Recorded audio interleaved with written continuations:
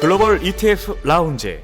2020년 전 세계가 코로나 팬데믹을 겪었을 때 가장 관심을 받았던 섹터는 바이오 섹터였습니다. 백신과 치료제 개발, 진단기기, 의약품, 바이오테크까지 인류의 생명을 지키고 건강을 유지하는 바이오 헬스케어 섹터는 신성장 테마로 떠올랐죠. 하지만 코로나 발발 이후 우상향했던 S&P 500 헬스케어 주가는 2023년부터 지지부진했습니다. 2023년 한 해 동안 미국 테크 탑10 기업들이 79% 상승한 것에 비하면 바이오 헬스케어 섹터는 시장에 관심을 받지 못했죠. 사실 바이오 산업은 한때 유행으로 끝날 테마는 아닙니다. 생명보다 더 소중한 것은 없고 질병 치료와 예방은 누구에게나 필요한 관심사이니까요. 그렇다면 지금 바이오 기업들은 어디에 집중하고 있을까요? 바이오 섹터의 다음 먹거리는 무엇이고 어떤 기업들이 수혜를 받게 될까요? 가장 큰 힌트를 얻을 수 있는 것은 미국 제약회사인 일라이 릴리의 약진입니다. S&P 500 헬스케어 기업 중 가장 오랫동안 왕좌를 차지했던 기업은 존슨앤존슨과 유나이티드 헬스케어 그룹인데요.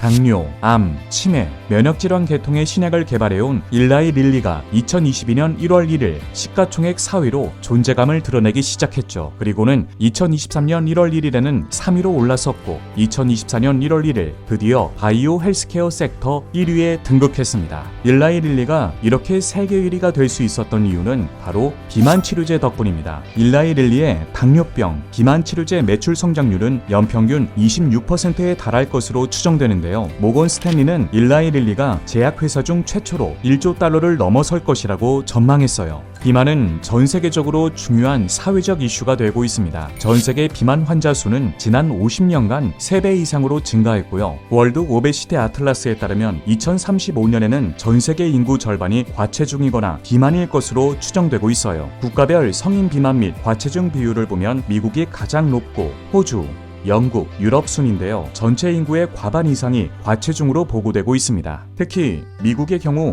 비만 환자가 40%를 넘을 정도로 심각한 상황인데요. 리얼리티쇼 더 비게스트 루저가 2004년부터 2020년까지 총 18개 시즌으로 인기리에 방영되었던 것을 봐도 미국에서 비만이 얼마나 큰 관심사인지 알 수 있죠. 비만이 사회적 문제가 되는 이유는 비만 인구로 인한 사회적 비용이 점점 늘어나기 때문인데요. 미국에서 비만으로 인한 의료 비용은 연간 1,730억 달러나 됩니다. 게다가 비만은 만병의 근원이라는 별명이 붙을 만큼 무서운 질병입니다. 고혈압, 고지혈증, 당뇨, 심혈관 질환 등 각종 합병증이 동반될 수 있거든요. 미국의 국립보건원에 따르면 비만으로 인한 경제적 손실은 2035년에 전 세계 GDP 3%에 달할 것으로 예상됩니다. 미국 의사협회, 유럽연합 등이 비만을 질병으로 명명하면서 사회 전체의 인식도 점차 변화하고 있고 이에 따라 정책 변화도 이어지고 있습니다. 미국 의회에서 발의된 트리트 앤 리듀스 오베시티 액트 법안에는 최근 비만 신약의 공공보험 적용 내용이 포함되기도 했어요. 실제로 이러한 법안이 당장 적용되진 않더라도 앞으로